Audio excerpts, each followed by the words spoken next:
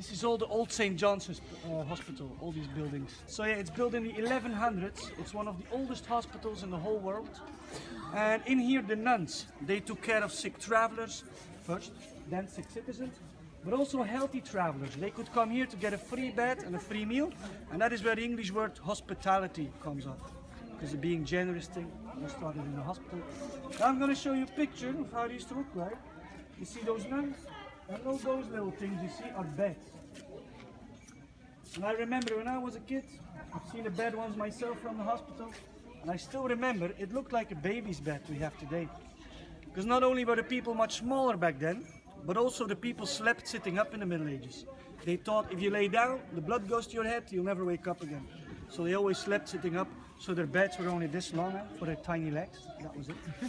And since the 1100s till the 1970s, so for over 800 years, the place has been used as a hospital. Our oldest guide, he's even still born in here, pretty jealous of that. I was born in a modern new St. John's, because yeah, we had to build a modern hospital.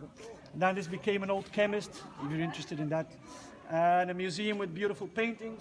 And that is Congress Center, Picasso in there. You go and check Picasso in there. Anyway, the nuns that worked here, they lived in the Beguinage. It's where we're heading now. It's a must-see in Bruges. And they lived there and they worked here.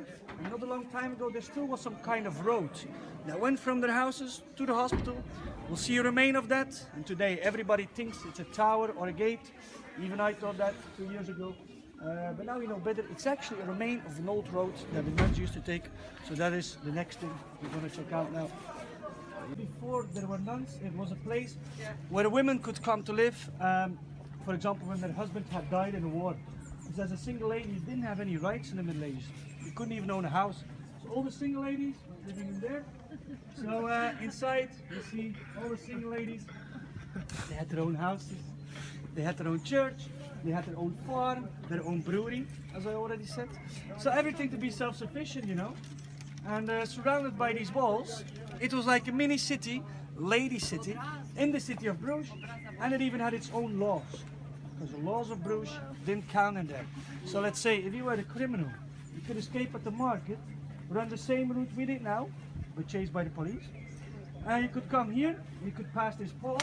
This is a very special pole. This pole says the laws of Bruges count to the pole and not any further. So as a criminal, if you could pass this pole, you could not be arrested anymore. That is why above the gate, if you can read it in gold, South Garde, that means safe gate. Because if you can make it to there, you'll be safe. Also stuck with a lot of single women inside. It wasn't the worst place on earth. It's actually the nicest place in the whole of Bruges.